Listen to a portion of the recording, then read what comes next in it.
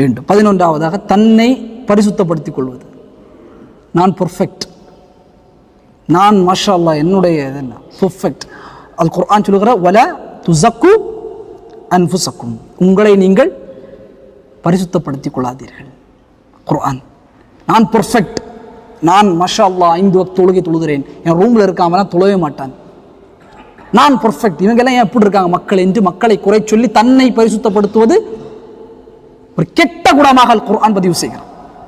என்னிடத்தில் குறைகள் உண்டு, என்னிடத்தில் பலகீனங்கள் உண்டு, என்னிடத்தில் மார்க்க பலகீனங்கள் உண்டு, அமல்களின் பலகீனம் உண்டு, தன்னை பார்க்க வேண்டும்.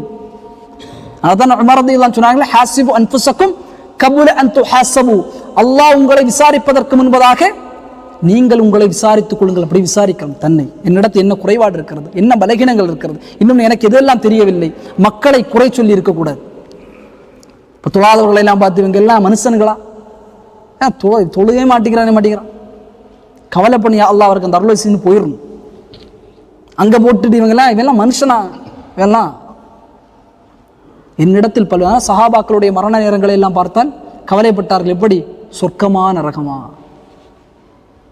ஈமானில் உயர்ந்த தரத்தில் இருந்தாலும் சொர்க்கமா நரகமா எனக்கு தெரியாது. ஒரு அறிஞர் அழகாக சொல்லுவார், என்னுடைய நிம்மதி என்பது சொர்க்கத்தில் நான் எடுத்து வைக்கக்கூடிய முதல் 8 என்று சொன்னார். சொர்க்கத்தை நான் முதல்ல எட்டு வைக்கக்கூடிய இடம் நிம்மதி உண்டு என்பதாக. தன்னை பரிசுத்தப்படுத்தாமல் இருப்பது, தன்னை பரிசுத்தவனாக காட்டிக்கொள்வது ஒரு தீய பண்பு. அது ஒரு பொழுது நம்மிடத்தில் இருக்கக்கூடாது.